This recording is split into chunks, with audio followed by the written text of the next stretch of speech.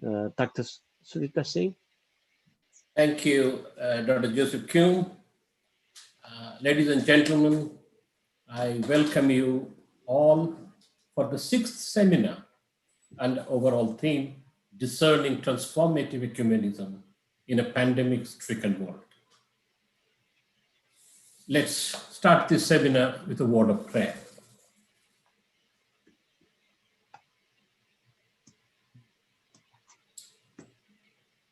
God our Mother, as we set out on your task of bringing alive the scriptures in our context, open our eyes so that we may see wonderful truths. Give us a fresh understanding so that we may sing new songs.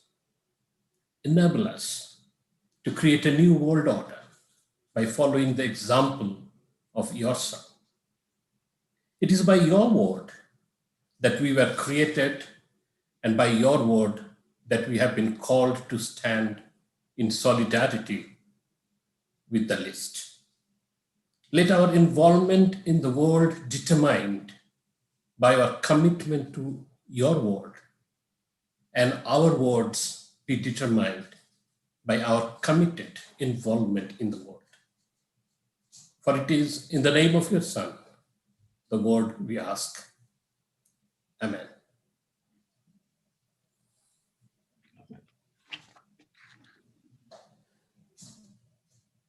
Dear colleagues, I think many of you are joining this series. The series of webinars have been formulated in response to the distinct challenges posed by the COVID-19 global pandemic. Despite all the negatives, it may perhaps be helpful if we view the pandemic as an opportune moment for Christians and churches to rediscover themselves and their vocation afresh. We hope that these webinars inspire and assist a process of such reimagination of ecumenism, both as an alternative vision and as a vocation of nurturing a culture of life.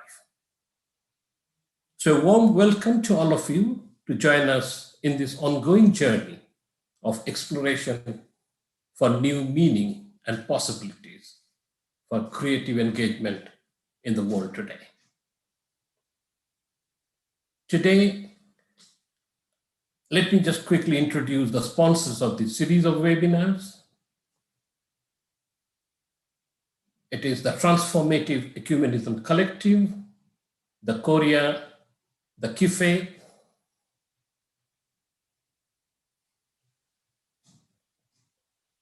the Korean Institute for Future Ecumenism, and the World Communion of Reformed Churches. Today, we welcome once again to this seminar where we are discussing solidarity in resistance and hope. And we are so happy today that our brother, an activist from India, Mr. Paul Divakar, is with us to share his thoughts with us.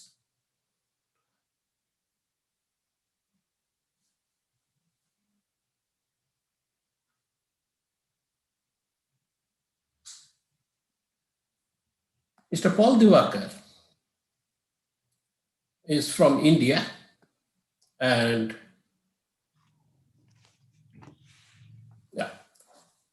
Namala Paul Divakar is an advocate for Dalit rights, an expert on economic rights, and a human rights defender. He is the convener of the Global Forum on DWD, discrimination based on work and descent.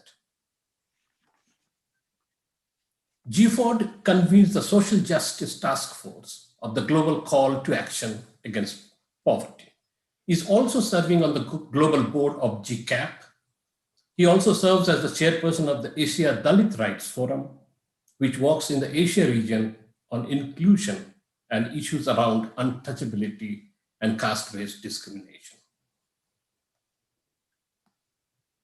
He is one of the founding members of the National Campaign on Dalit Human Rights and is currently General Secretary for global networks and international advocacy. He is active in popularizing the UN Sustainable Development Goals, SDGs, and bringing in the aspects of inclusion in the discourse on the new development paradigm. He had been serving on the international board of Amnesty International and presently on the board of Amnesty International India. He has been actively engaging with the communities in strengthening access to justice, gender concerns, especially on the intersectionality of gender, caste, financial accountability, transparency, and participation. His deep interest for the economic empowerment of the Dalit and the DWD communities, advocating for equity, budgeting from the lens of the marginalized.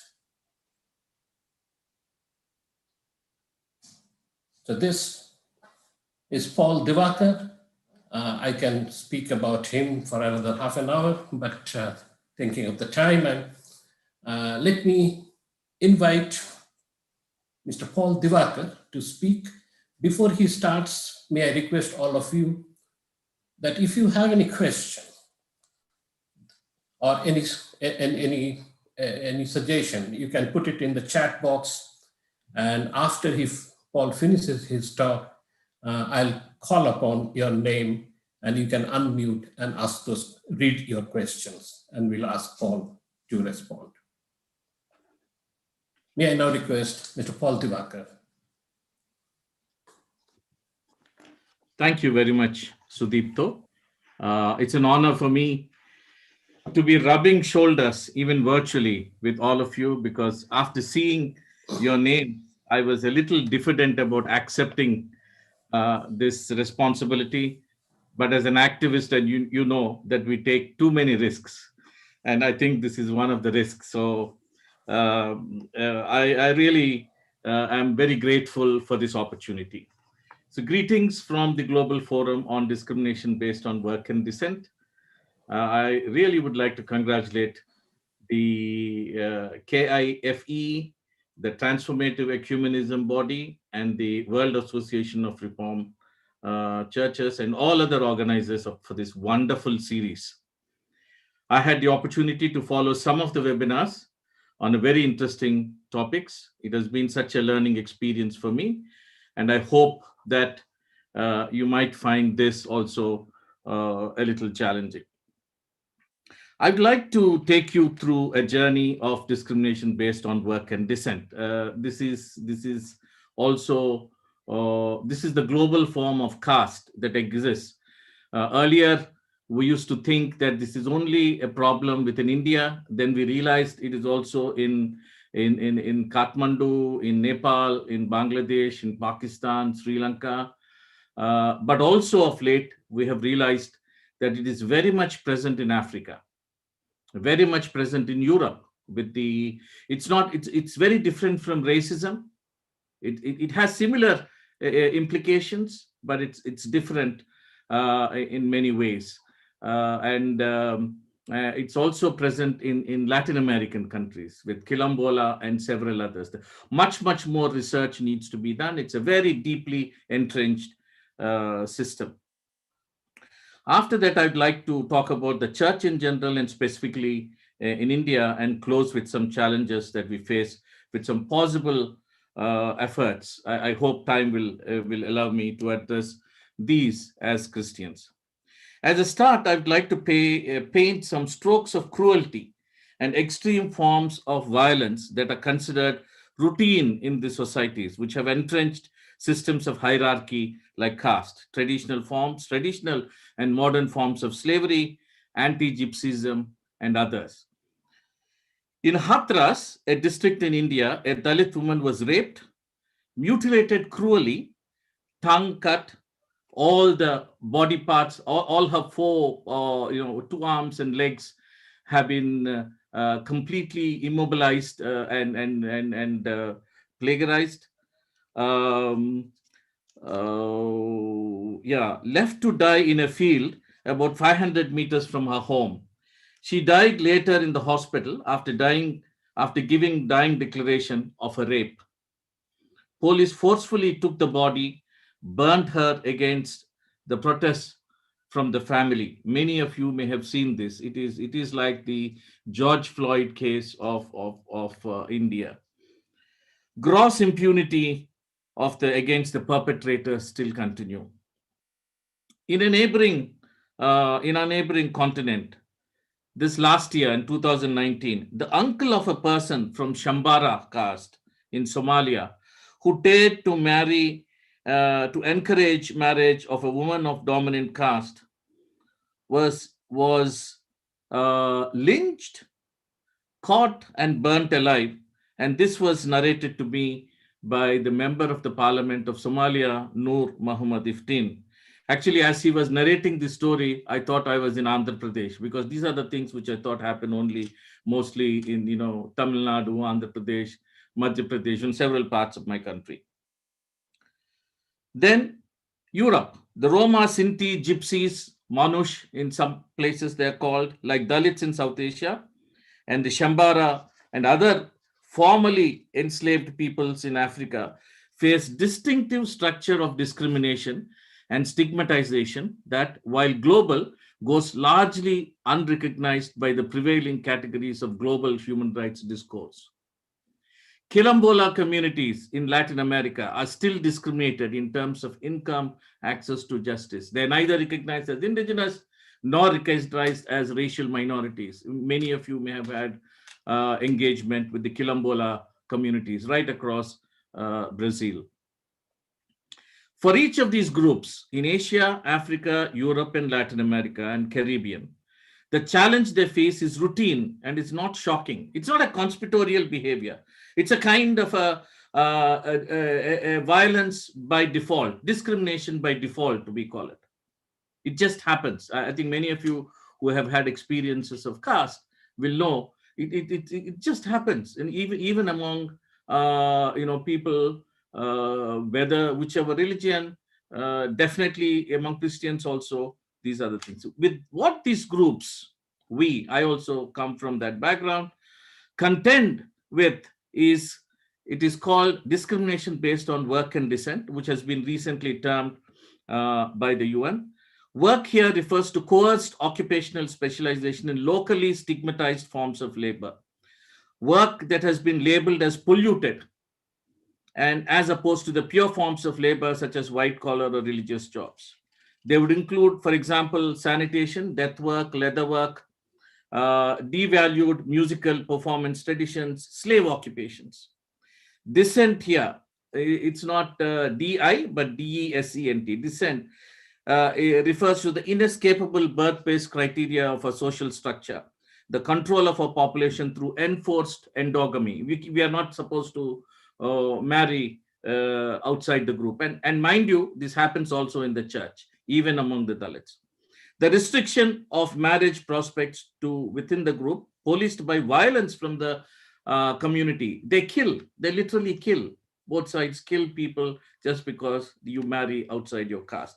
Together, these features radically restrict possibility of social mobility and ensure instead intergenerational reproduction of stigmatized laboring classes. The discrimination based on work and descent, let me call it DWD. I don't like this acronym till we find a very, very more powerful word. We'll have to use this DWD. Is a recently developed UN terminology for structural and hierarchical systemic discrimination. The term has been used by several UN human rights bodies, including treaty bodies, special rapporteurs, affirming that this form of discrimination is prohibited under international law. I'm skipping a few pages for want of time. What are the implications of being born into these irrevocable social identities? The following is the list of some exclusions and violence, and is by no means an exhaustive implication of being born into these social identities. Inability or restricted ability to alter the inherited status. Whoever you may be a government, high-ranking government officer, you may be a judge, you may be a police officer. If you are born into this, then you have a very different kind of a status. Socially enforced restrictions on marriage outside the community, endogamy. Private and public segregation. You cannot eat together. You cannot come inside the house. Many times, even now, you may not be able to enter into dominant caste houses, including housing, education, access to public spaces, places of worship, and public sources of food and water. Even government dug well by public sources of finance, they will prohibit them from being accessed. I think several of you who are from this region might know that there have been massacres because people dare to access this water. Subjection to dehumanizing discourses referring to pollution or untouchability. The hate speech that goes on is sometimes is horrible. Sometimes we've also recorded the hate crimes and hate speech, especially the verbal abuse that comes. One woman said, "I would rather die than hearing this kind of an abuse." Limitation of freedom to renounce inherited occupations or degrading hazardous work. If I'm born into a manual scavenging community, and if somebody calls you to do that, and if you refuse to do that, you're sure there will be a violence against the family, because how dare he refuses to do these kinds of work.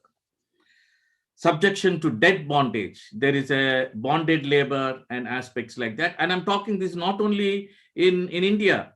It happens in Mali, Mauritania, Burkina Faso, Niger, Nigeria, Ghana, and all these countries, and several more have to come, give this kind of treatment to them.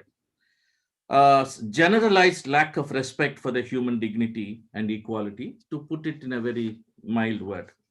Discrimination based on work and descent is estimated over 260 million people worldwide, in Africa, in Asia, Europe, South America, North America. The limitation of this number is also specified due to lack of numerical data. In many countries, in Africa especially, and in Latin America, this has not sufficiently been exposed, researched, because there is a very severe resistance to talk about this.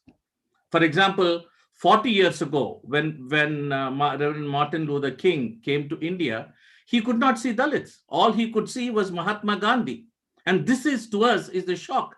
I think whenever we go also to these, including even groups like Palestinians, I ask them, where is the Dalit leadership among your Palestinians? I know there is a social discrimination, and we are not talking about those leadership who needs to also take part in this leadership. I would like to actually go into a deeper discussion on how these things exist in Asia, in Africa, several countries. Example, Africa, in Mauritania, Haratins in Madagascar, Andivo, descendants of slaves, face caste discrimination. In Nigeria, Osu and Oru communities. In Senegal, forms of caste discrimination. Nino, untouchability groups. Furthermore, similarly, Burkina Faso, Burundi, Cameroon, Cote d'Ivoire, Gambia, Guinea, Guinea-Bissau, Liberia, Mali, Sierra Leone, all these countries have systems that are exactly like the caste in India. And also Europe and North America, of course. North America is another thing I see. We talk of racism, but we don't talk about casteism. I'm not talking about Dalits facing discrimination. Even among the African descendants, there are waves of African descendants who have been, there are slave communities who have been taken, and there are dominant communities who have taken to Africa.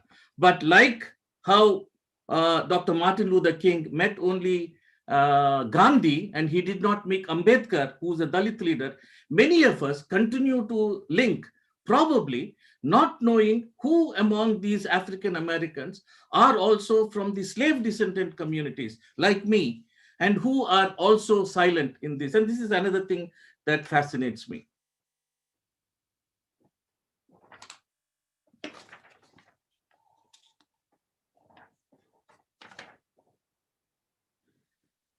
These existing barriers and inequalities have been heightened during the period of COVID in many countries.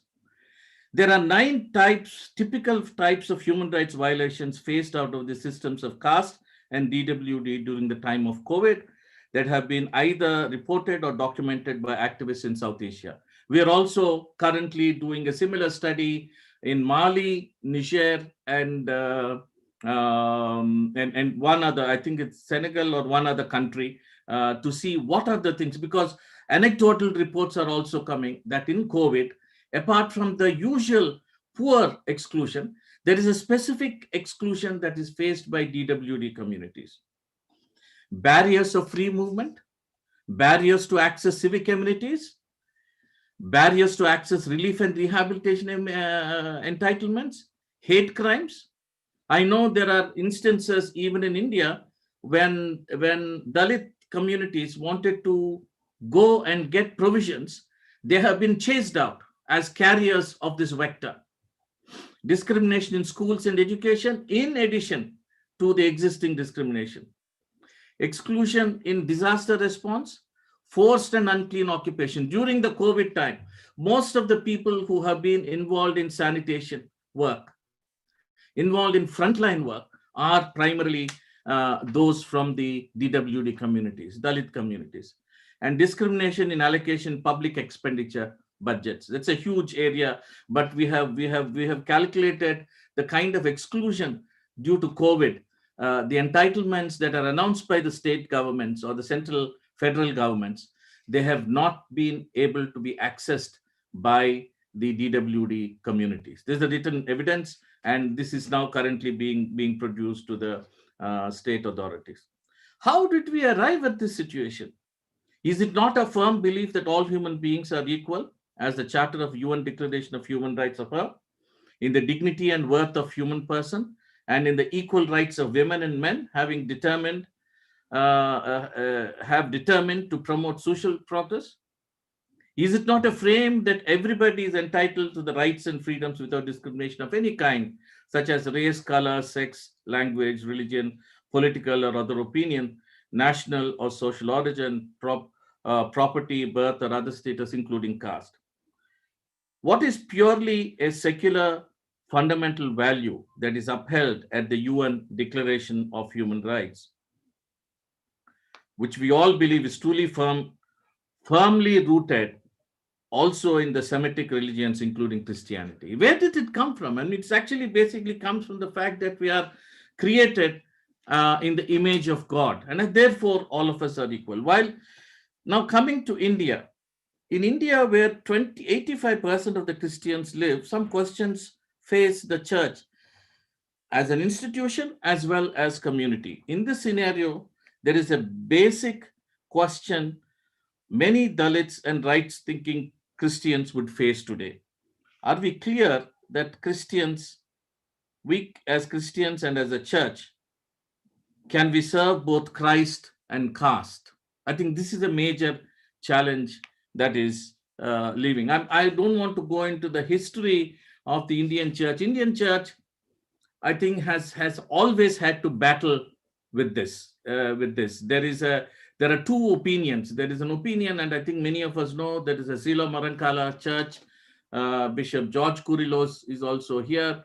He would say that traditionally it has been a church of the dominant caste, and then they have excluded anybody from coming. Like similarly, even in Catholic Church, you had let me see, the Robert de Nobili, a missionary in the 17th century, who challenged the Catholic Church, saying that we cannot serve only the excluded communities. We must also go with the dominant caste. And he started his attire as a Brahmin. He had this, I do not know what you call this, but we call it pilaka in my Telugu, and then wearing the cross belt, and performing all the formalities which a Brahmin does, only to see that to gain this experience.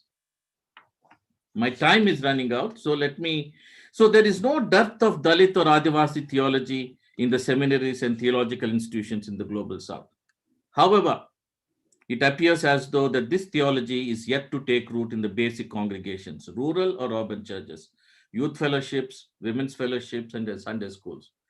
Nobody talks about this. Nobody. I mean, I have been to women's fellowships, I've heard, and Sunday school. There is not even a mention of the caste system. Why is it? Why is it so? So far, so why this mandate is still a challenge for us? Should this not provide a vast scope for positive identity, healing historical injustices, and overcoming barriers of caste, which could be a fascinating opportunity that could be spiritually and as well as scientifically guided?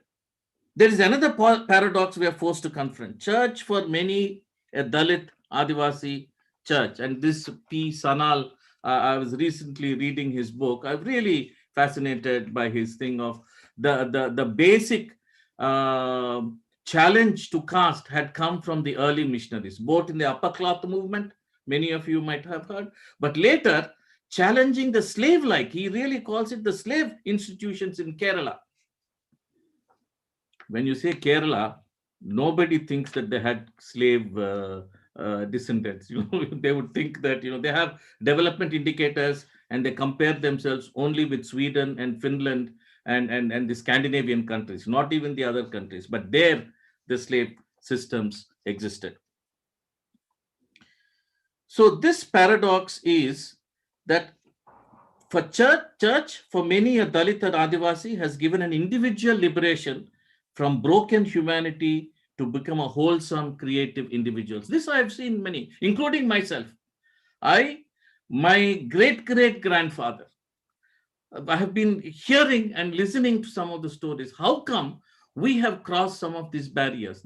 This kind of a untouchability framework, so much is not very, very actively present. There is tremendous power and witness of the church and power of Jesus Christ. However, this is my paradox. For most Dalit Christians, it stops at the personal and individual level. The here and now, societal or communitarian liberation does not become an agenda, neither for the individual nor for the church as an institution. Even me, I have not taken this responsibility to work with the churches to see how we can do. I go on a Sunday to the church. I'm a believing Christian. But outside the Sunday, I somehow feel that, the church, and I'm not blaming the church, it's the individual who does not think that, who thinks that church as a community, as a whole, may not have a part in this. So therefore, I do these things as a secular human rights organization. Sudipto, I'm looking at the word. Another 5 minutes. Yeah, thank you. The here and now societal communitarian liberation does not become an agenda, neither for the individual nor the church as an institution. How can we extend the scope of an internal liberation, which many of the Dalits have experienced, individual salvation, to the level of societal liberation or as the community salvation? Can we therefore reimagine a public witness interrogating DWD caste in our communities and our church? There are 3 questions that have been raised. Recently, I've been asked by Sudipto to go through work of one Dr. Bharat Patta. I'm very grateful for that. So some of the questions which he raised, I'm just repeating some of them, maybe slightly rewording them. Why is it that we are unable to agree on the anathema of practicing casteist values within the Christian faith? We don't see we see to the personal sin. We talk about all the personal sins, but then we don't say caste, my son is a sin, my daughter, don't ever go near it. No. Why are we as church leaders and members of the congregation are completely avoiding debating, discussing the implications of being caste driven? By default, most of the Christians in India, I'm sorry to say, including me, have still casteist values, and we have not managed to decastify that within individual or within our church. What is it that we are afraid of? Are we afraid that caste will consume us, will overpower the church? Are we afraid that the only informal identity we take refuge in caste, in our caste, so no longer available to us? Do we think that life without a boundary or privileges or restrictions that caste places us will evaporate and make us vulnerable to being equal on par? Are we afraid as being observed, as is being observed in the Syrian Orthodox Church? Sorry to name some of this, it's not good, but still, or the strategy of De Nobili, Robert De Nobili, that the real Christians is to be among the dominant caste. I don't know. Second question, why can't we accept Dalit Christians multiple layers of identity? In India, I think what you know, that to have the name Paul is very, very difficult. To have John, normal. We would hide that identity because if I, the only way I can access the entitlements and even protection under the law is if a Dalit hides the Christian identity. But the church doesn't accept it. Church produces such, I've seen Christians who are deeply pained and saying that, you know, I don't know how to do these two identities. I'm a Christian, but outside, if I'm a Christian, that the state doesn't recognize me. I also don't know. But this is it's a major problem with the thing. If you take that away, there's a strong resistance to this. I think many of you know, but there is a serious problem even within the church. Church, very say no. You cannot allow them to have a dual identity. Thirdly, can a problem of good news be extended? My time is running out, so let me just quickly go to the thing. Like Bible clearly points out that we need to stand up for the rights of those Dalits and Adivasis and other marginalized communities. Can the church be a sanctuary for those? In fact, it is. Actually, if you look at the Indian church, it is. But somehow that internal sanctuary is not being provided consciously as an anti-caste movement. We need to stand up.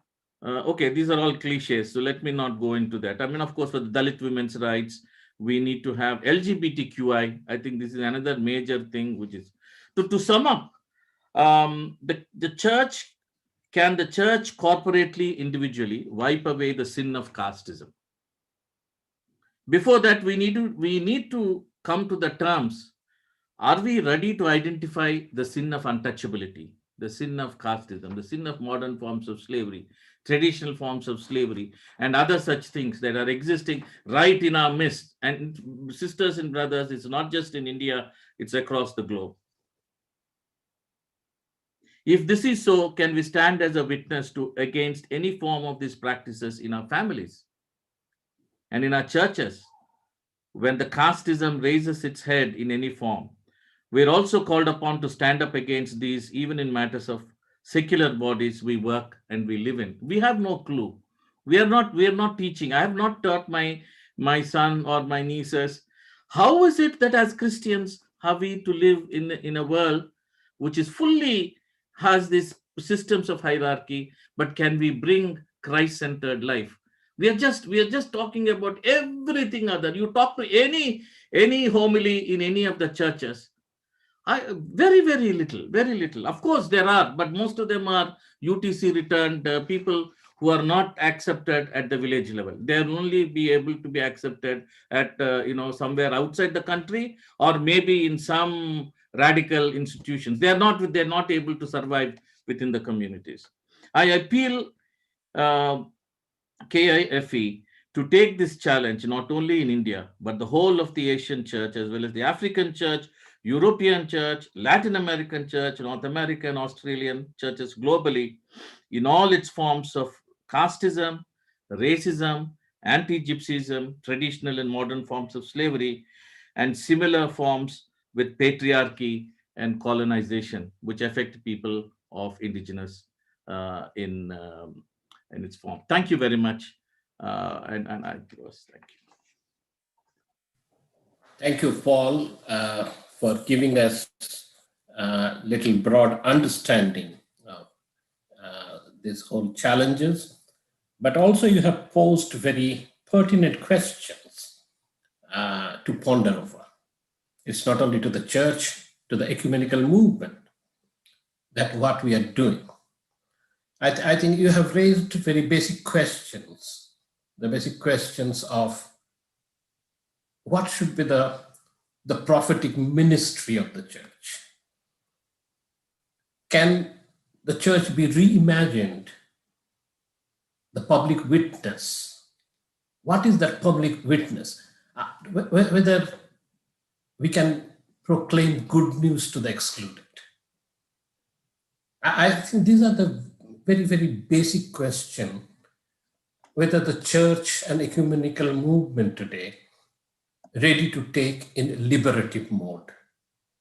That's the question today.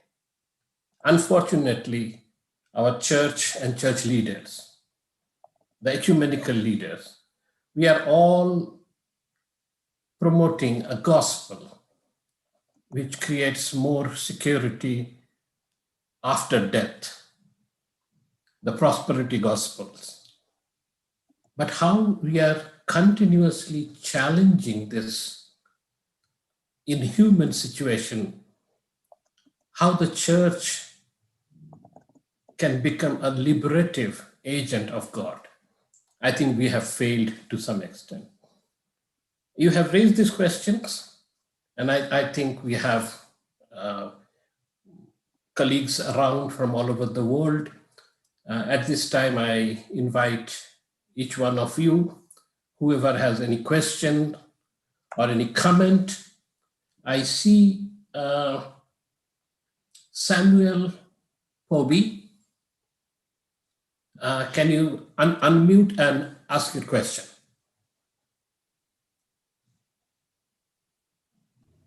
Okay. Yes, Samuel. Thank you very much, Mr. Paul Divaka, for your presentation. I've seen that you've already started attempting to answer my question. So my question was the relationship which exists between discrimination based on work and descent, and also Karl Marx's understanding of class and race. And if we are trying to develop a public theology of transformative ecumenism to address this issue, since we can't separate the public from some of these religious and cultural underpinnings when it comes to these issues, what are some of the key factors, or what are some of the approaches that we need to take in order to develop such a theology to address this issue? Thank you.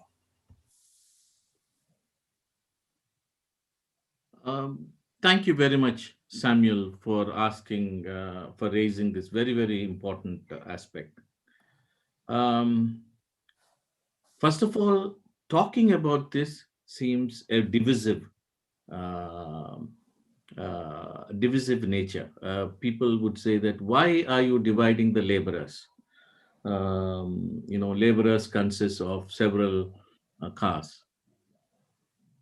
Now, when women started talking about patriarchy, was the same question to them, that, all women are excluded. Why do you want to, all labor are excluded. Why do you want to bring in the issue of patriarchy?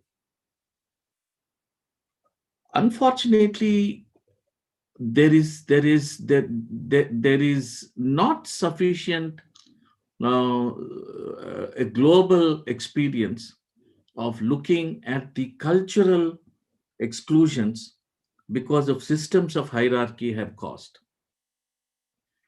Ambedkar, from the Indian, the South Asian context, continent, has exposed this tremendously, and that was actually he was dealing with two factors simultaneously.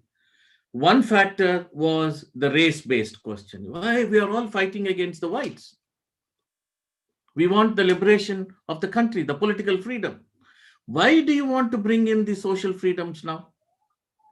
First, we'll get the political freedom, and then we'll talk about the social freedoms. Then the power is in our hands. But sorry, Mr. Mohandas Karamchand Gandhi, some of us don't like to call him Mahatma Gandhi, because I think he has, all of us have, but I think he also had a major gap in consciously overlooking the issues of caste-based discrimination. So Ambedkar, the Dalit icon, had to challenge the notions that you cannot have this sequentially. You have to address this simultaneously. The economic, the political freedom and the social freedom. Then the communists also have had he has to challenge the left.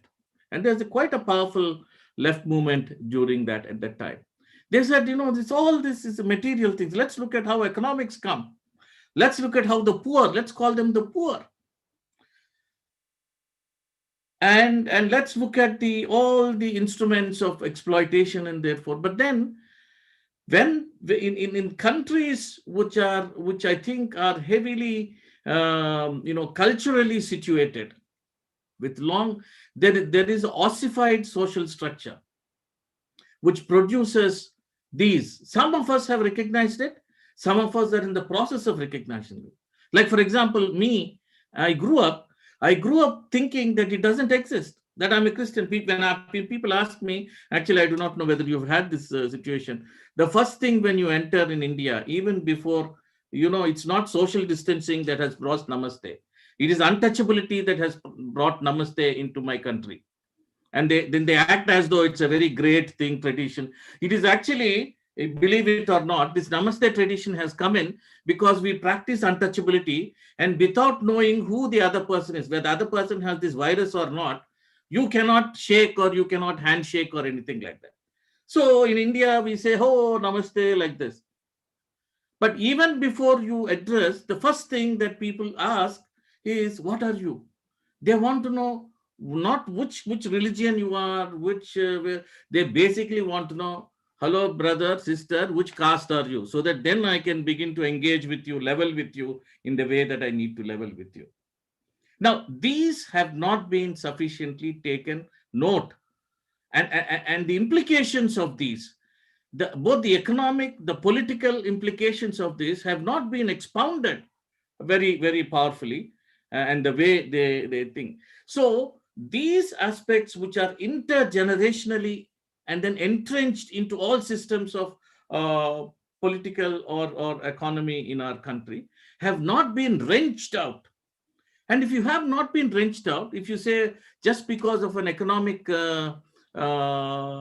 category, you say poor, there is a poor from the social exclusion category, there is a poor from the Brahmin category. But the social capital of the Brahmins is much, much, much more higher. I'm just talking Brahmins is one, but I'm saying there are several. Even within Dalits, we also have some who thinks they are very high and very low. So this mindset has not been sufficiently addressed. So that's the first thing. The second thing, having identified this, what are the ways of healing? What are the ways of liberation? I think all of you know there's a big tussle between the Peter kind of a theology, which says that first you have to be baptized as a Jew, and then you have to be baptized into Christianity. And the Pauline thinking, I don't know, sorry, I'm speaking to theologians, but then, I hear when I read the Bible, Paul says, don't have these categories. You don't have to be Jew first. There is no Jew or Gentile in our thing. So this dialogue has continued even at the time. And I think Peter, who is the rock of Christianity, has at some point felt that, oh Lord, how can I kill and eat all these things? I'm supposed to be a pure person. So Peter had to be encountered by God himself to say that, brother, sorry, I think there is casteism in you. And then how are you going to challenge what I have created? You are calling them pure and impure. So I think that we have a lot of resources, but the problem is we have failed to first of all address this. And I don't know, you must tell me, brother, coming from the African continent, coming from the African descent, coming from the other communities like Latin communities, are there deep schisms of social exclusion which we are trying to cover, and then still having those remnants in the way we relate, in the way we give privileges? I think those are very critical in my limited experience. Thanks, Paul. Is there anybody else? I think Roderick wants to make a comment. Roderick, please. You need to unmute yourself, Roderick. Thank you very much, Dr. Thank you very much for the presentation. And context, as I listened, it led me to lift up this concern whether, Paul, caste could also be classified or could be seen as another dimension of the toxic use of power that benefits religious, political, and economic systems. For example, just like you pointed out, the recent the dynamics of politics in the United States, for example, in relation to evangelicals and other groups.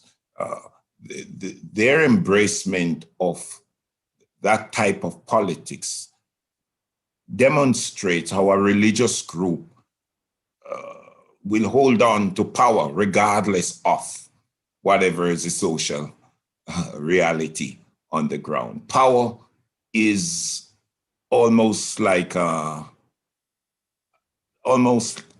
it's a magnet that you cannot let go of. So even to be religious doesn't mean you're more moral than others.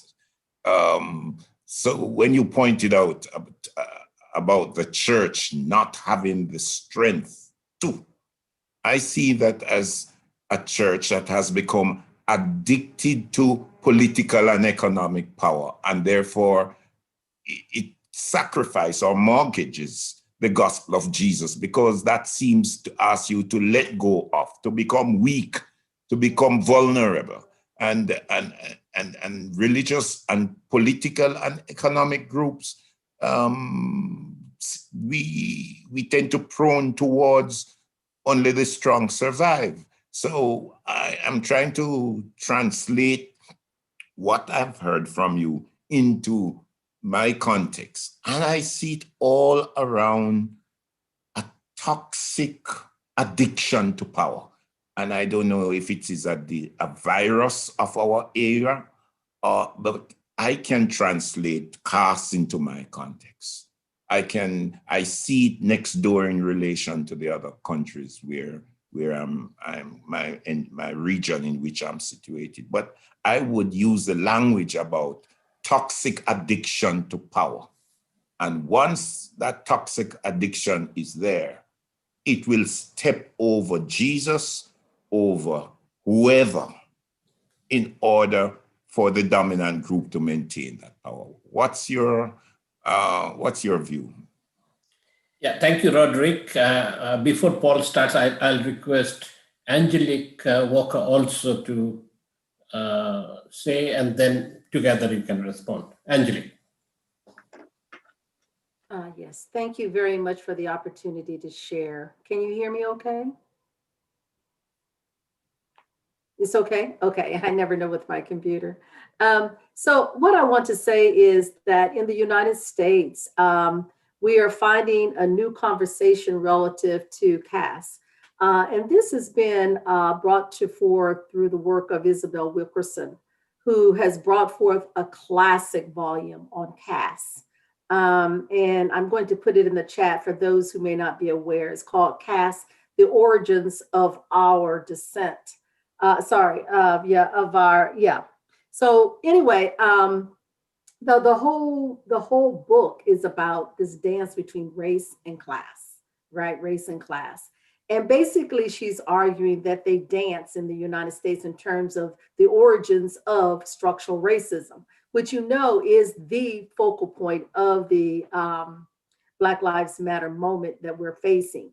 That what is really important here is that there's a shift from, you know, this whole piece around civil rights, having rights to do certain things, to saying we need to break down the structures, right? We need to break down the actual institutions that are promoting what used to be called institutional racism, to really saying we need to bring to fore in every way in which we're living not just the institutions, but our behaviors, all of that under this moment, if you will, of structures. But this issue of caste, she's comparing in there actually the Indian experience and some of the other countries that you've mentioned actually today. And so I think it's a very important book. It's now New York Times bestseller, but it's really, if you will, kind of upset the conversation, because I think her work really what it's trying to do is to say we have to take seriously the decolonizing what it is that we're living into today. It's not just about race. Race is like at the face of it, but it's really saying we must break down these structures. And that particularly people who are of descent of the enslavement period have this particular burden in terms of how it is expressed, if you will, the kind of quote, what you might say today are the untouchables, the untouchable class, those who are children of the enslavement period, particularly. I will go on to say there is actually this tension between those who are the children of the enslavement period, quote, so-called, maybe, some may say the untouchables, in terms of the caste or the class structures in this country, between those who are of African descent who have come later in the United States. There's just so much work to be done, which is one of the reasons why, for example, I'm engaged in Pan-African work, because I understand that these systems and these structures and the class issues is what's keeping us apart. The narrative, the mainstream narrative that somehow you're different or somehow you're not equal to those who even come later, who have a work ethic and all those kinds of things, when people don't really have an appreciation for the structures, the class structures, the colonial structures that have been put upon for hundreds of years from people of African descent. So I just think that your conversation is really very timely. And I think Wilkerson's book really helps us to understand how this plays out in the US context. And it really is shifting, if you will, the conversation, not only about race, but about class and the colonialism. So I just offer it up and I'll put it in the chat for those who may not be as familiar with Wilkerson's book. She also did the book around the Black migration from the South to the North, that some of you will know as well, The Warmth of Another Sun. So anyway. Thank you, Angelique. Thank you very much. Joseph, I'll come to you after this. Yes, Paul. Thank you very much, Angelique, for bringing this. It's a very, very important element, I think, in this whole conversations. We need to look at that. But before I respond to that, let me also go to, if I recall it right, is it Hewitt? Sorry. Hewitt. Roderick Hewitt, yeah. Yeah, Roderick, yeah. I think to identify this as addiction to powers and powers that corrupt is definitely one element of the outcome of these types of structures. But I would only appeal, like Isabel, I think there is a need to look at the intergenerational aspect, which has come into this whole discourse, which has implications beyond the economic, beyond the political, beyond the colonization. Like, for example, in India, as opposed to, like, for example, in Mauritania or Mali or Burkina Faso or many of these, and there are several other countries which we still have not had the kind of data that is coming up. Much before colonialization, this have happened. This is not because of colonialism. It's not a question of white and non-white. It is a question of existing, and this is where I think some people have manipulated in a very different way, saying that actually British have also brought the caste system. God, no. We had over 4,000 years these systems which have excluded people, which have made them subhuman, which have literally made them subhuman. For a long time, people thought that, Dalits, how will they look like, whether they have, whether they have brain the same size, all this such kind of very, concepts were very much there. And somewhere, whether it is Karl Marx, whether it is Gandhi, whether it is, several other reformers have not sufficiently looked at the intergenerational, the dissent aspect of it. The work aspect of it has been sufficiently taken into cognizance. The dissent aspect of it has not been. Like, for example, the the transatlantic slave trade did not happen among the dominant caste of Africa. This is something that all of us, for me, it's a real eye opener. It has primarily happened among those who are these excluded castes in the African context. There was a similar way from Asia, where if you see the Asian, especially the South Asian communities have migrated to Myanmar, have migrated to Barbados, have migrated to South Africa. The first wave was primarily either mine, for the working in mines, for the plantation workers, or other forms of slave, forced slave. Now, this wave, ladies and gentlemen, is very different from the Indians that you get in, for example, what city you call it? The Quad City, the California, kind of, we have Indians. The moment you say Silicon Valley. Silicon Valley. And the doctor Indians, the engineer Indians, very different. Please don't mistake them. And this is the mistake. I'm sorry, I do not know whether I should word this. The Reverend Dr. Martin Luther King has made when he came to India, and he had not sufficiently examined what is the difference between Ambedkar and Gandhi. How come such a powerful leader had not, this is something, coming from me, we need to explore. So unless we examine that linkage, and to a certain extent, I think Isabel has tried to expound it, but I think she's still connecting it to other aspects. She's also connecting it to Jews and others. But also, if you look at Jews, correct me if I'm wrong, Jews are not a homogeneous community. There are communities within which are excluded in that. And I'm talking about the internal socially excluded hierarchies, which are very powerful walls, which have excluded people. And unless and until we break those walls and then ensure that the humanity exists within all of them, and therefore liberate ourselves from these social exclusion walls, I don't think that, this is just another layer that we need to, maybe tomorrow some other layer will come. But today, I feel this is a layer that we need to democratize. This has not sufficiently been democratized. I'm not saying we have to create divisions between whites and blacks in America by bringing this concept. Like I do not know, I must say that even in India, in the UK, and also some of you may have heard, in Silicon Valley, there is a caste discrimination case that is very poignantly going on.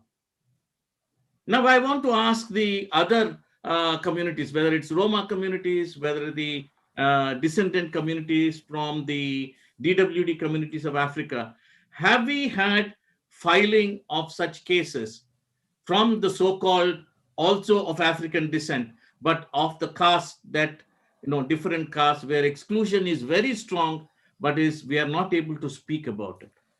It's very hard. For me, I can speak about the British, but it's very difficult for me to speak about the dominant caste within my own country. It's much easier to speak about black and white now in my country, or a brown and white. But it's very difficult to speak on the issues of caste discrimination among the Indians. And also, there is also a discrimination among the Dalits. Of course, Dalit women, among the Dalits, there is also further hierarchies that we need to look at. And some people say, okay, let's not look at that. But I feel we do need to look at those issues of social hierarchy. Thank you, Paul. And then may I request Dr. Joseph Kuhn. Thank you, Sudipta, and thank you, Paul. It is really inspiring the speech for me.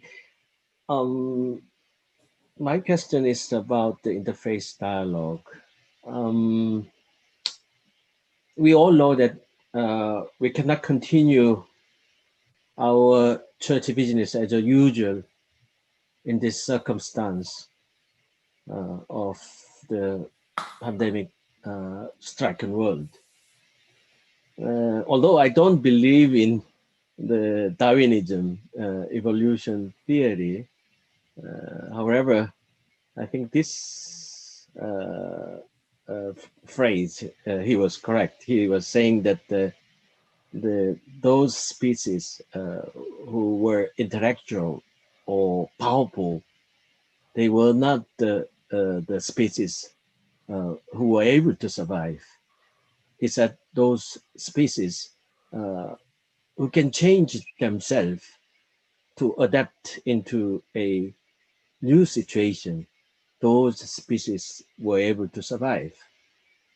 So I'm thinking this Darwin's statement in our current context too.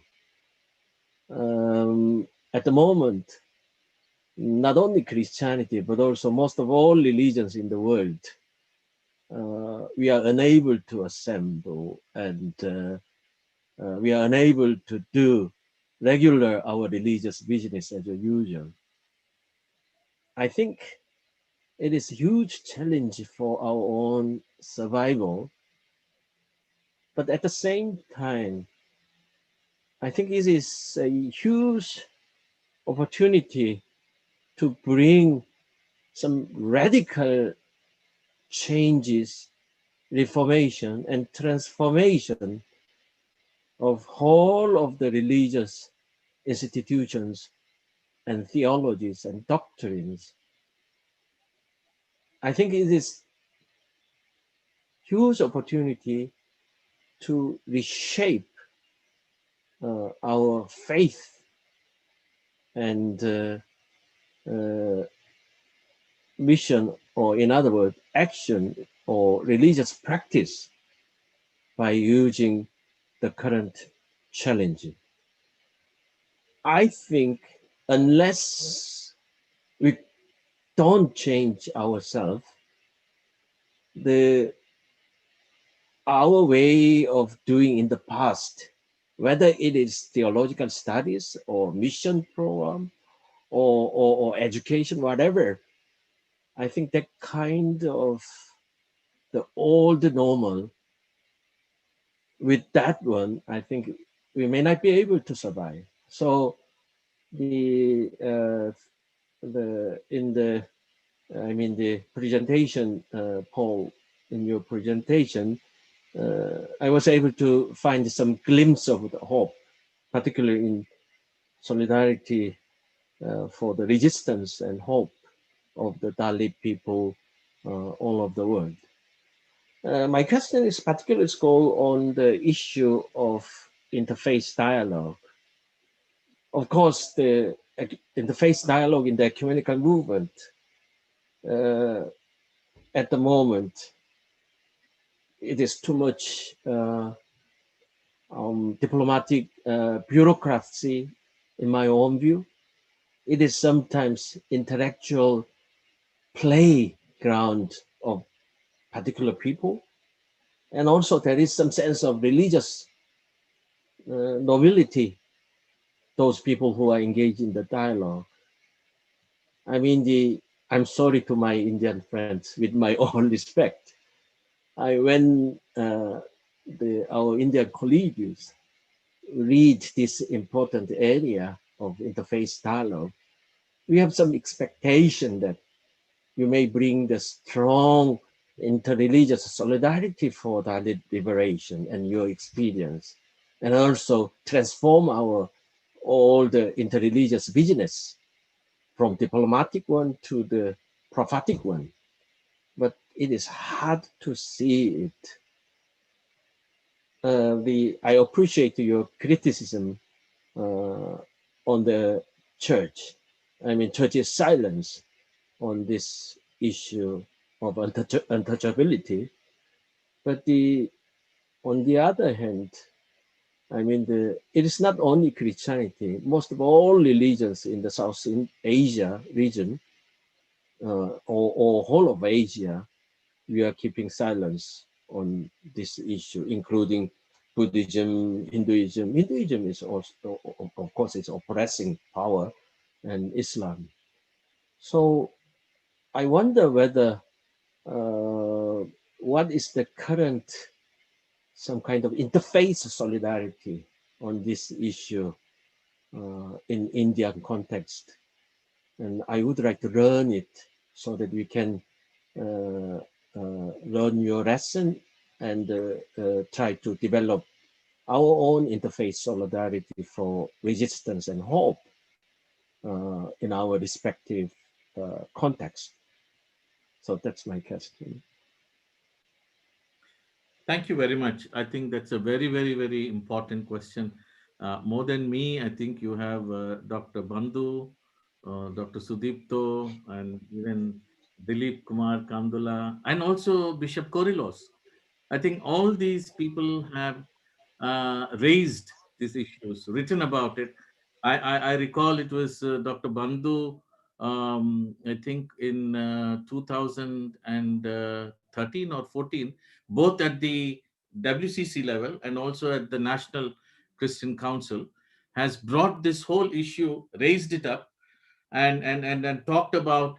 I mean, in the NCCI, I think it says, can caste and Christ. What is the thing? It's a very, very interesting thing. Maybe No one can serve caste and Christ. And the WCC one. Yes, the same thing. Yeah.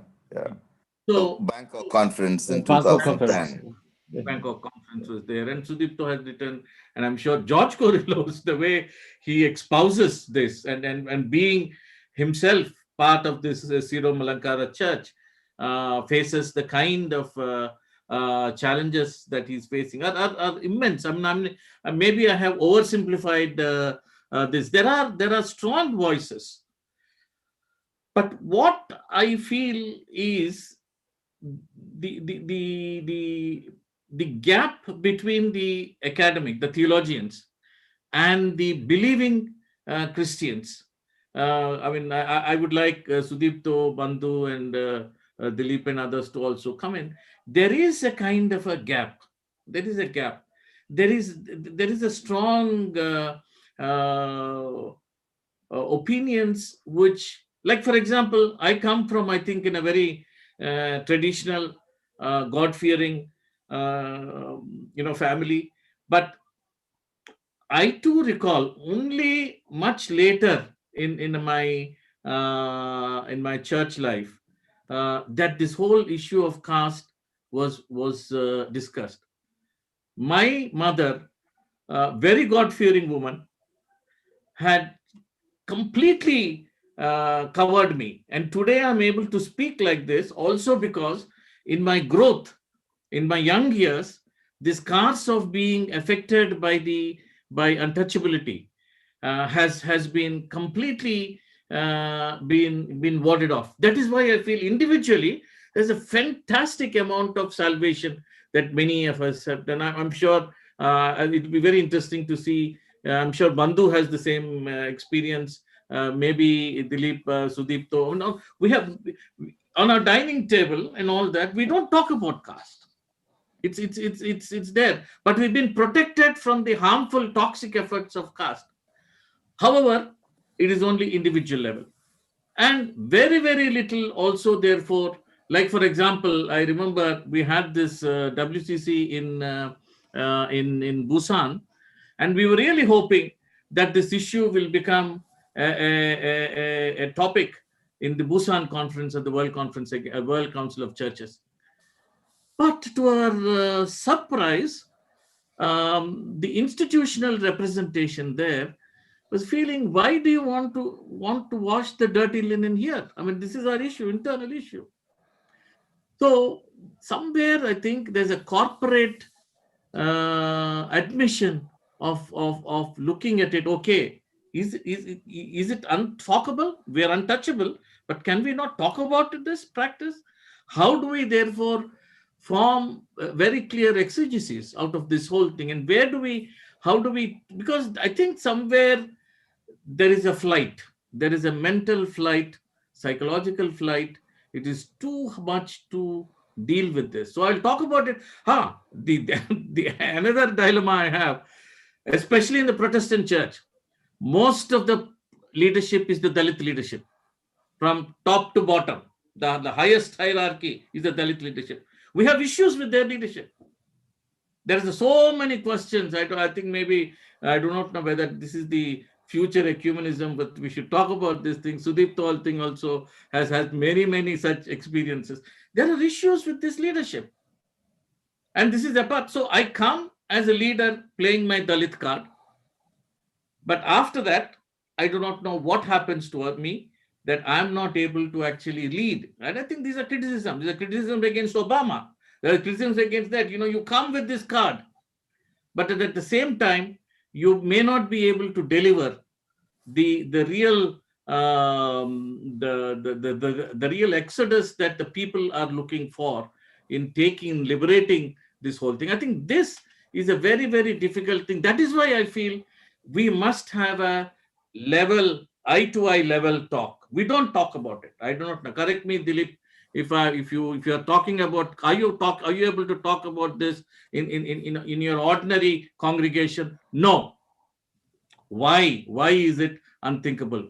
I mean, there are many issues we are not talking about, but why can't we treat this? I think somewhere that hesitation, if we can take it away and bring this in a way which we can, sometimes, we are also talking and those like me become so toxic and so very critical, not critical in the sense, so very negatively criticizing, that we don't allow a real conversation to go. I mean, I don't have to carry the sins of my mother, father, and all that. Yeah. So we are not, but we are not able to, both Dalits and non-Dalits, we are not able to cross the barriers of caste that have been dictated intergenerationally. And if really Christ's message is something that we have to mean, can we have the courage to break this caste line and then say that, let's talk about it. I think the conversation that Jesus had with these women, can we have that kind of a conversation? Thanks, Paul. Maybe the last question from Dr. Dinabandhu. Yeah, it's not a question, Sudhit. I just wanted to okay. To what Roderick was talking about, the addiction to power, and also to what Paul has just said, that one of the things with caste is that it's not just power alone, it also accords privilege in varying degrees to people at different levels of the social ladder. So therefore, that is a reason for the apathy and the indifference of people to be in solidarity with the Dalits or those who are badly affected by the caste system. I mean, you were talking, Paul was talking about, why the church leaders in India and also at the global level are not really engaged with the Dalit issue, is that, there are people who benefit from the privilege that caste accords at various levels. So therefore, to fight against caste, you're also allowing yourself you're also depriving certain privileges that the caste system has given. This is, I'm sure Paul would agree with me, and Sudipta as well. The intermediary castes, you really don't want the caste system to go, because it has given them certain privileges, and that is what makes the struggle against caste extremely difficult. And having the second thing is that I think, thank you, Paul, for a very passionate presentation, and also sort of telling us about the communities around the world who are engaged in this struggle, not just for justice, not just for equity and equality, but the struggle to be human, struggle to be for dignity, struggle to be recognized as human beings in this world. And I think the churches have much to gain by being a part of this struggle in this moment of time, particularly when populism, fascism are working together. So that also actually I want to respond to Joseph's point about interfaith dialogue. The thing is that whether it is racism or casteism or any of these systemic injustices have derived a lot of strength and support and legitimization from religious resources. And I think interfaith dialogue is not what we want at this moment, interfaith action. And I think we have moved into a stage when religion has become evil. And I think we need to find new ways of engaging people to liberate the humanity from the toxic expressions and forms of religion. So therefore, it's not dialogue, but I think it's interfaith action that is what is needed at this moment in time. Thank you. Thank you, Bandhu. Thank you very much. Is there anybody? Giulio, do you want to say something? Giulio Murray? Yes, thank you. Just the comment, please. just the comment that in Latin America, we have a lot of very successful people in commerce that are moving from India to Panama and Latin America, and they are positioning themselves in a very high places and are very well identified. Economically, they are a very powerful group. And this conversation does not even surface. It is not spoken about. So if the Dalit community that is really reaching these levels in commerce don't want to talk about the issue, how do we deal with that? It's just the comment. How can we be in solidarity when the person who's coming from the caste system maybe does not acknowledge it or just want to keep it away? But how do we engage? How do we share the possibility of solidarity with the disenfranchised or marginalized if the group does not want to realize that reality? It's just a comment. Yeah, thank you, Julia. Thank you very much for bringing this. I think we need to wrap up. But before that, maybe the last question or comment to Paul. As you rightly said, and I think all of us, we agree that the church and ecumenical movement, we have failed to this disenfranchised community. I think we need a creative reimagination. We need the future ecumenism, how we are going to bring together. It is the Dalits. You have mentioned about DWD, whether it is from what Julie was talking about from Latin America. There are also Roma communities, the 22 stateless communities all over the world, from Africa, from Caribbean, from America, even from Pacific. How do we create a synergy? How do we create a solidarity among all this? I think that will be the new ecumenical movement. And that new ecumenical movement, and as Joseph was talking about, it is not divided with religions, but in a larger humanity. How do you see that kind of things are happening? And you are already working with UN system. And how do you expect from the churches and ecumenical movement? Paul. Yeah, thank you very much, Sudipto. And also, I think it's Giulio who has raised this. I'm quite surprised that you feel that there are Dalit communities in thing. Most probably, they are caste, but the dominant caste communities, and they are literally they're already huge, either corporates who own huge companies, and they are able to invest in Brazil, especially with the trade in cattle and beef and other things is a huge market. And I know there is even a soap opera that is going on in Brazil, which talks about the caste system.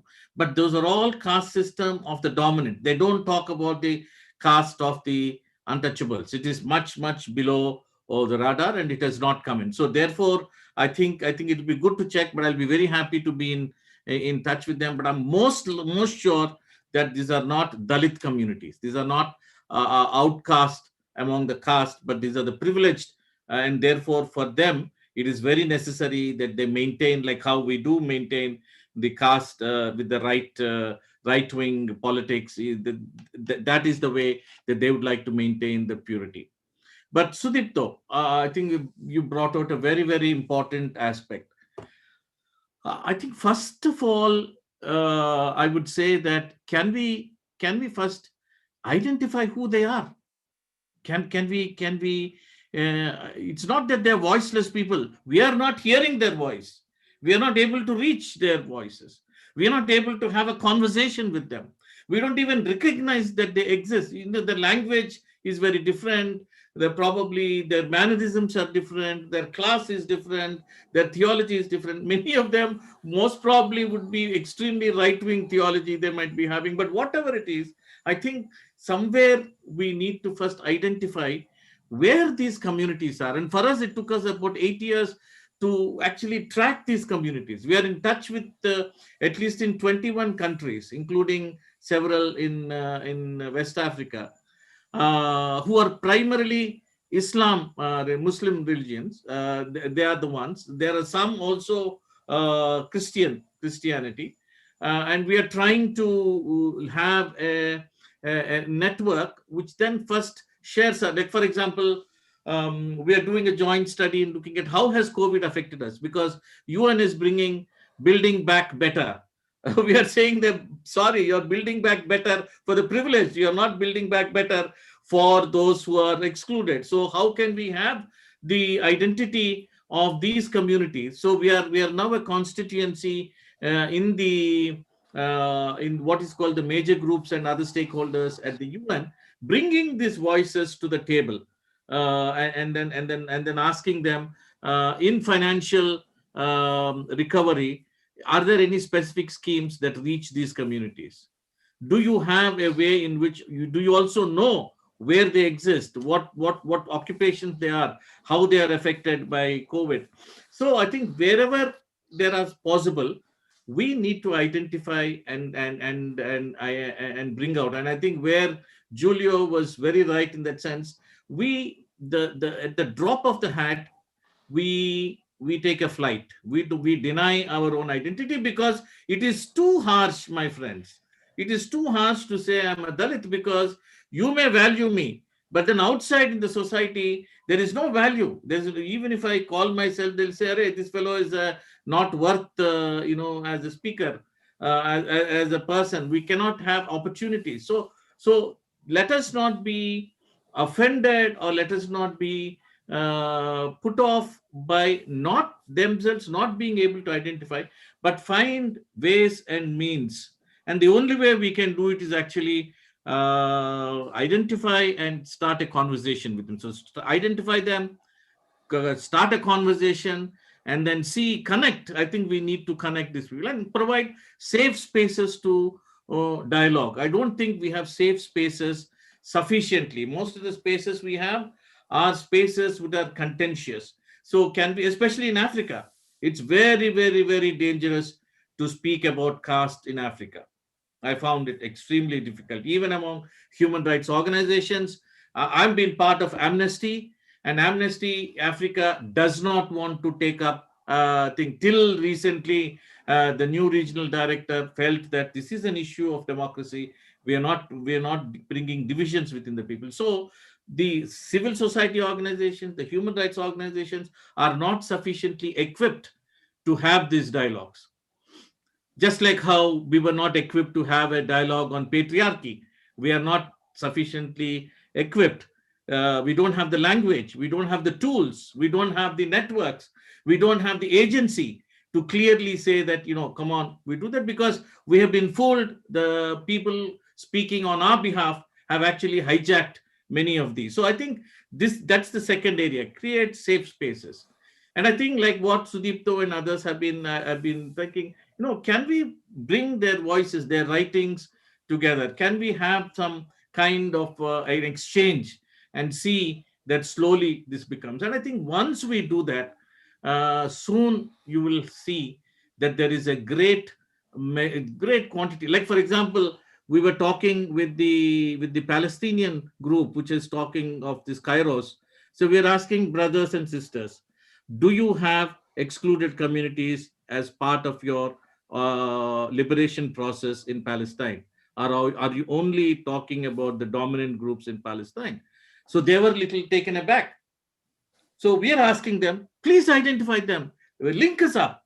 I mean, we don't want to divide your thing, but link us up and see how we can network, and then we will also bring more greater strength to the current issue that you're facing. I think some of these conversations will make sure, and over a period of time, and I'm sure if KIFE takes this up and then build a kind of nurturing this kind of a practice, and then the safe spaces, and I'm sure we will have a thing. But I'll be very, very, very, very thankful if you can let me know whether it's in other parts of Latin America or in Africa or anywhere else, even in India, that we can see how to link me up with them, give them addresses, so that in a different way we could also work together with them. Thank you very much,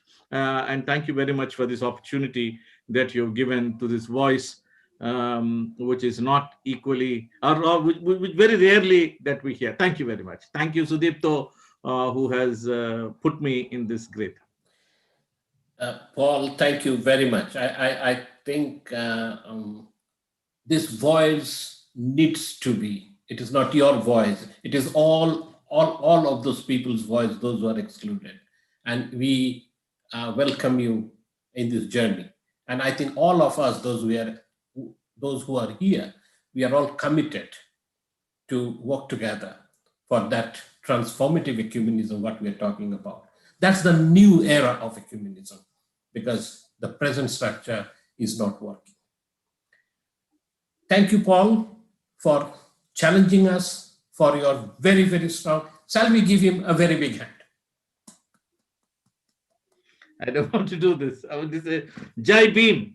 If you all can say Jai Bhim, I think it's a very, very inspirational thing. Bhim Rao. So please say Jai Bhim. Jai Bhim. Jai Bhim. Jai Bhim. Jai Bhim. Jai Bhim. Friends, I think Paul has challenged us. If the church wants to be called as church of the people, they have to be in solidarity with people's struggle. To be in solidarity means to put ourselves in a condition where we are equal or at the same level with the people, or one with the people, so that we can feel their despair, their pain and sorrow.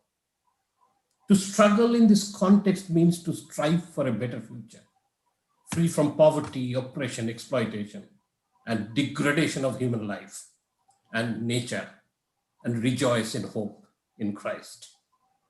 This seminar challenges us. This seminar invites each one of us to commit towards that, to bringing that hope, bringing that transformation. And that's the call for each one of us. Thank you very much for joining. Before the closing prayer, I invite Reverend Dr. Joseph Kuhn for the announcement. Dear friends, on behalf of organizers, I would like to express my profound gratitude for your attendance and the contribution to the last 6 webinars so far. We'll have a week break, and then we'll come back to the cluster 3 of the webinar in fortnight, means after 2 weeks, on 2nd of December. The 7th webinar will be on the theme of education, formation, and communication in virtual space. Very interesting topic. The Professor Heidi Campbell will speak on this theme. And the 8th webinar will be on nurturing transformative ecumenism at the level of people and communities by Dr. Jennifer Rith on 3rd of December. Then we will conclude the whole seminar with the plenary discussion to prepare our new statement on transformative ecumenism in view of next WCC assembly. So this is our plan for the last webinar. So please join in us again after 2 weeks on 2nd of December. Thank you.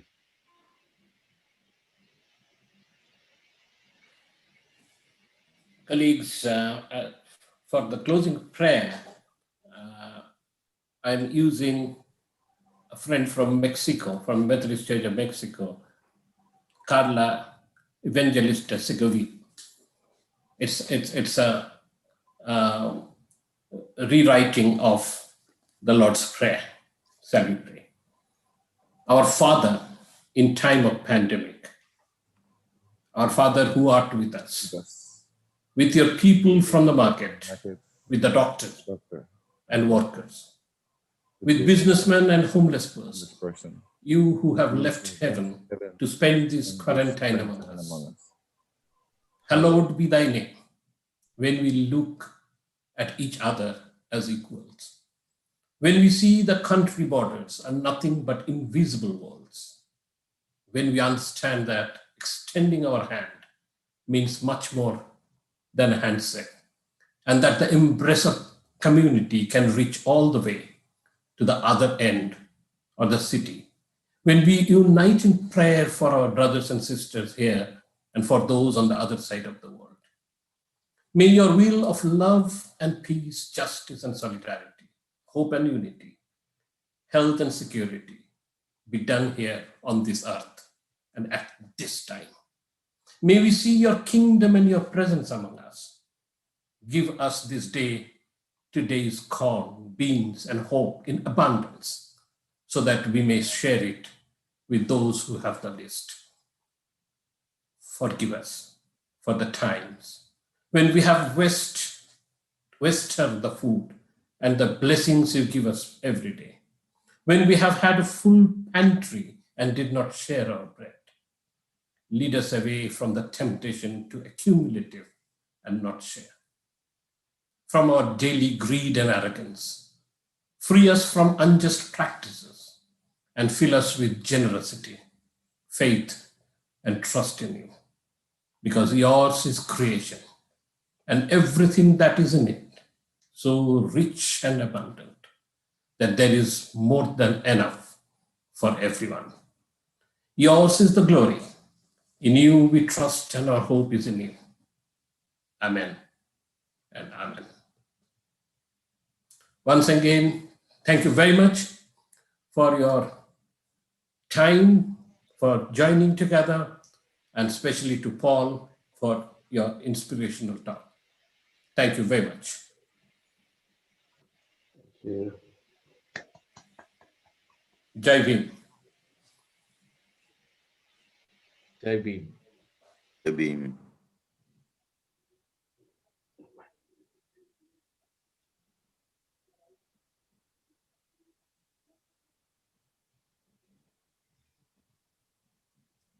Hi, Paul. Thank you, Hi. Paul. Thank you. Thank you. So much, Mr. Hi. Paul. Thanks, Paul. Thanks. Yeah. It was good. Okay. Fantastic one. Hi, Bishop Julio. Great to see Hello, you. Archbishop Julio. Yes, great to see you too. Yes, friend. yes. I'm so Long happy time. that I can participate. We are involved in so many different webinars and meetings that are clashing, but I make Yes. time to be here today. Thank you, Mr. Villier. Thank Good you to very see much. you. Really good to see you. Good to Yeah. Paul, very good presentation. Thank you. Thank you. The Archbishop Julio, Yes. we pray that we can physically see face to face next year. I hope so. I really do hope so. Please Bishop keep us in Julio, your prayers because of the situation with the hurricanes. along with the pandemic, it's really hitting us hard. So please keep us in your prayers as well. Thank you. Julio, can you please keep me in touch, put me in touch with any of the Quilombola leaders? We are in touch with a network called CONAC. I do not know, maybe CONAQ, Confederation